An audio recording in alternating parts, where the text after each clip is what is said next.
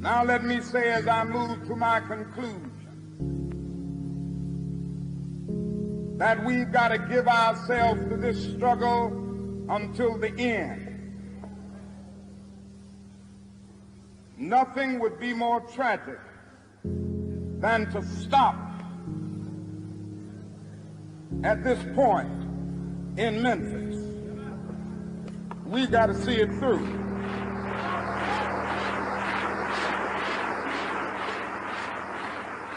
When we have our march, you need to be there. If it means leaving work, if it means leaving school, be there.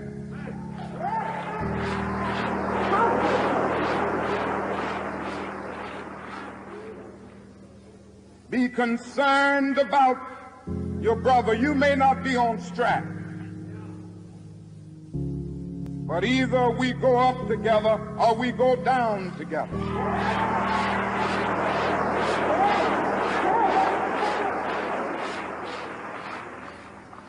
Let us develop a kind of dangerous unselfishness.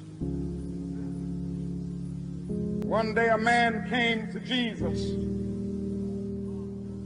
and he wanted to raise some questions about some vital matters of life. At points he wanted to trick Jesus and show him that he knew a little more than Jesus knew and throw him off base. Now that question could have easily ended up in a philosophical and theological debate.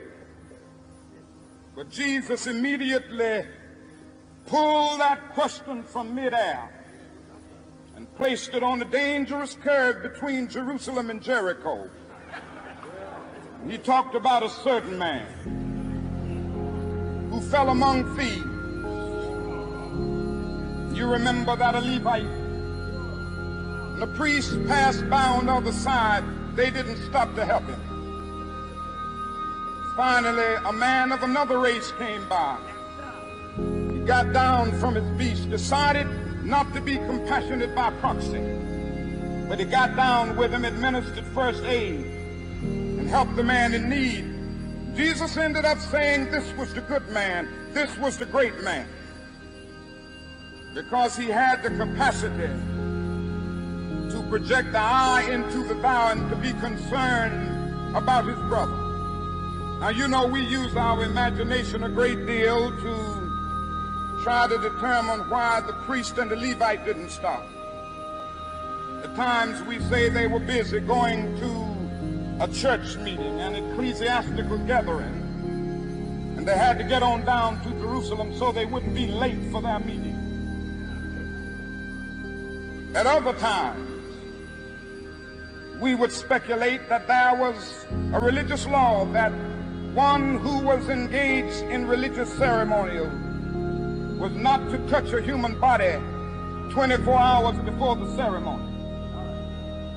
And every now and then we begin to wonder whether maybe they were not going down to Jerusalem, down to Jericho rather, to organize a Jericho Road Improvement Association.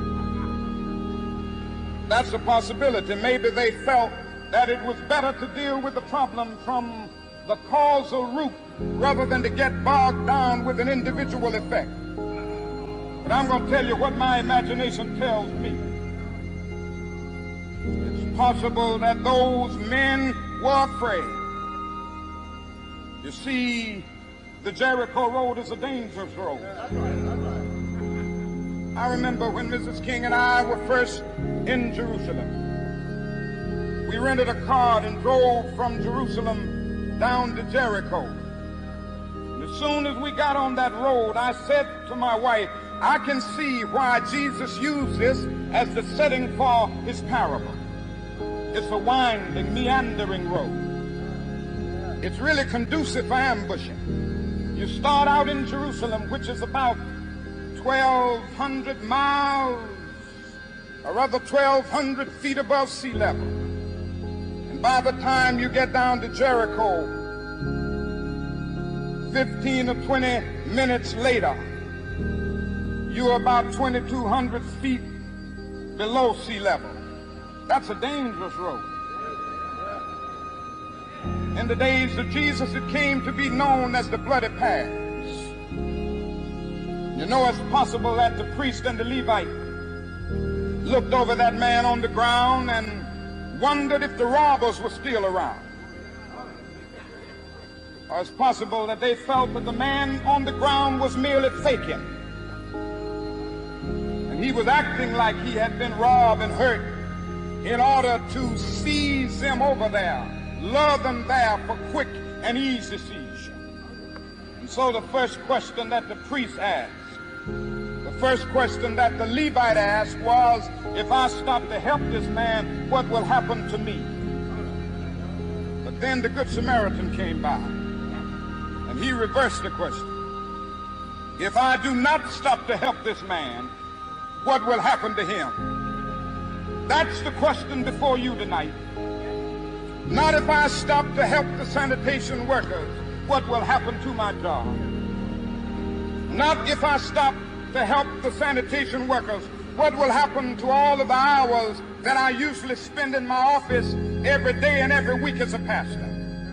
The question is not if I stop to help this man in need, what will happen to me?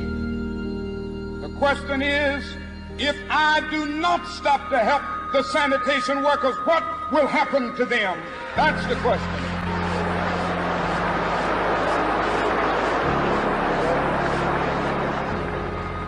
Let us rise up tonight with a greater readiness. Let us stand with a greater determination. Let us move on in these powerful days, these days of challenge, to make America what it ought to be. We have an opportunity to make America a better nation. And I want to thank God once more for allowing me to be here with you. You know, several years ago I was in New York City autographing the first book that I had written. While sitting there autographing books, the minute black woman came up, the only question I heard from her was, "You, Martin Luther King?" And I was looking down writing, and I said, "Yes." The next minute I felt something beating on my chest. Before I knew it, I had been stabbed by this demented woman.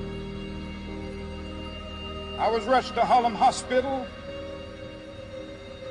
It was a dark Saturday afternoon.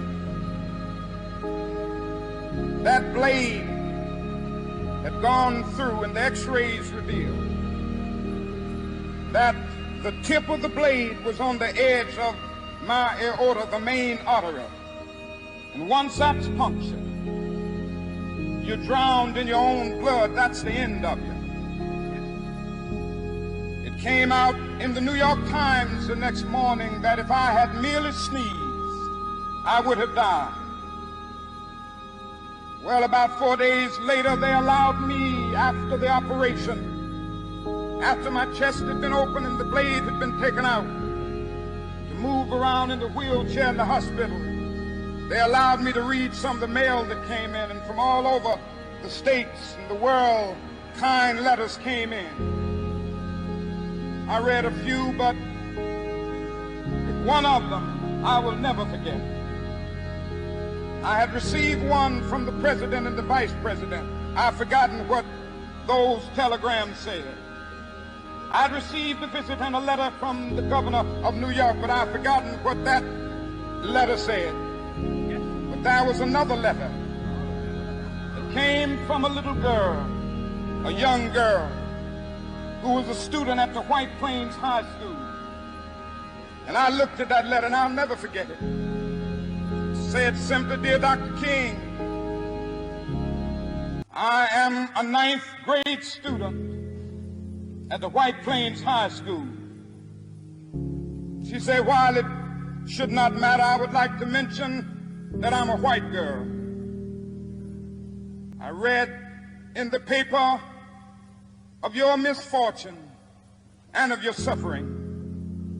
And I read that if you had sneezed, you would have died. And I'm simply writing you to say that I'm so happy that you didn't sneeze. And I want to say tonight,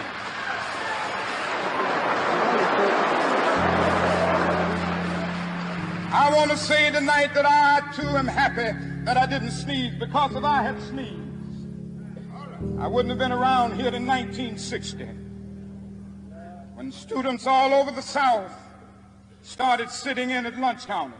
And I knew that as they were sitting in, they were really standing up for the best in the American dream and taking the whole nation back to those great wells of democracy which were dug deep by the founding fathers in the Declaration of Independence and the Constitution. If I had sneezed, I wouldn't have been around here in 1961 when we decided to take a ride for freedom and ended segregation in interstate travel.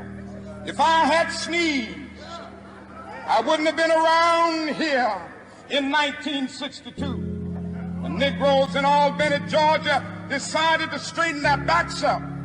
And whenever men and women straighten their backs up, they are going somewhere, because a man can't ride your back unless it is bent. If I had sneezed,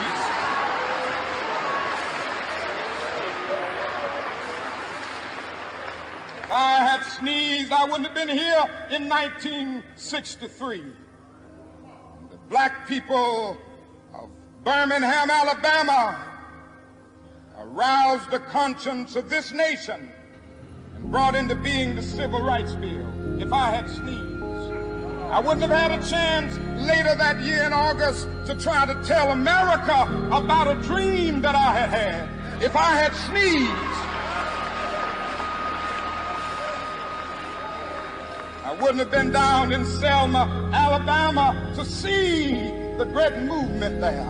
If I had sneezed, I wouldn't have been in Memphis to see a community rally around those brothers and sisters who are suffering. I'm so happy that I didn't sneeze. And they were telling me, now it doesn't matter now. It really doesn't matter what happens now. I left Atlanta this morning, and as we got started on the plane, there were 6 of us. The pilot said over the public address system, "We are sorry for the delay, but we have Dr. Martin Luther King on the plane, and to be sure that all of the bags were checked, and to be sure that nothing would be wrong on the plane, we had to check out everything carefully, and we've had the plane protected and guarded all night." And then I got into Memphis, and some began to say the threats, talk about the threats that were out, what would happen to me from some of our sick white brothers. Well, I don't know what will happen now. We've got some difficult days ahead. But it really doesn't matter with me now, because I've been to the mountaintop. I don't mind. Like anybody, I would like to live a long life. Longevity has its place. But I'm not concerned about that now. I just want to do God's will. And He's allowed me to go up to the mountain. And I've looked over, and I've seen the promised land. I may not get there with you, but I want you to know tonight that we as a people will get to the promised land.